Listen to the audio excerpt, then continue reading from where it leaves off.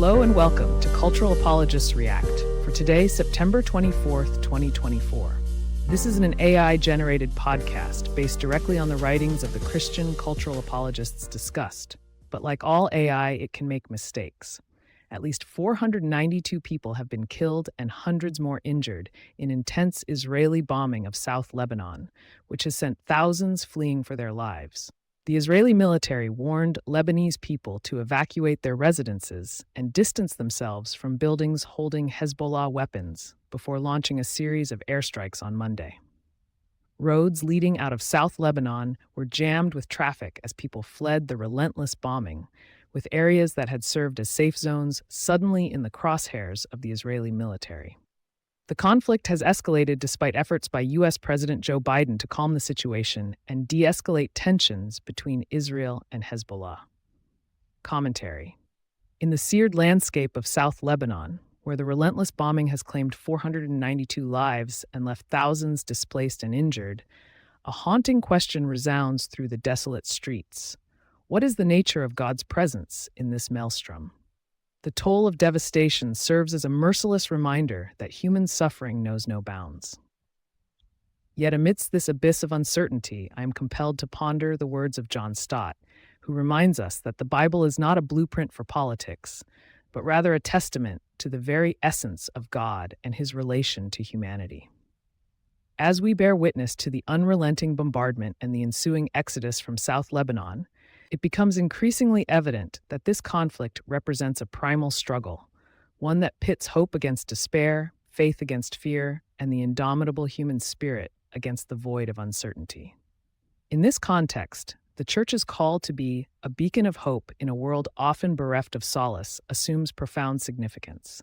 As people flee their homes, leaving behind all they hold dear, we are reminded that true hope is not about escaping the shadows, but about illuminating light within them.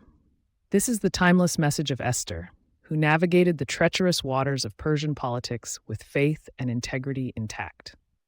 Her story teaches us that even in the most inhospitable environments, God remains present, a bedrock upon which we can stand firm. But what does this hope look like amidst such devastation? It appears in the countless aid workers toiling tirelessly to provide comfort, shelter, and sustenance to those affected by the conflict. It manifests in the ordinary citizens who risk their lives to rescue others from the ruins. And it materializes in the prayers of countless faithful around the world, praying for peace, for healing, and for an end to this endless exile. In the midst of such turmoil, we would do well to recall John Stott's words. The Church is called to be a beacon of hope in a world often bereft of solace. This call is not simply a theoretical imperative. It is a practical mandate to engage with the complexities of our world, even when they seem insurmountable. It is a reminder that true faith is not about escaping the chaos, but about finding ways to love, serve, and bear witness amidst it. As we confront the humanitarian crisis unfolding in South Lebanon, let us not lose sight of this fundamental truth, that God remains present in the midst of human suffering. Not as a detached observer, but as an active participant.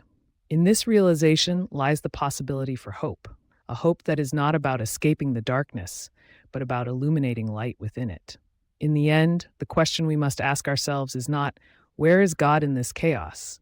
But rather, what does it mean to be God's presence in the midst of such suffering? This is the challenge before us all, one that requires courage, compassion, and a deep commitment to faith. As we navigate the treacherous waters of humanitarian crisis, let us hold fast to hope, not as an abstraction, but as a living, breathing reality that animates our very being. Thank you for listening to today's episode of Cultural Apologists React. Be sure to come back tomorrow for a new take on the day's news from the standpoint of Christian cultural apologetics.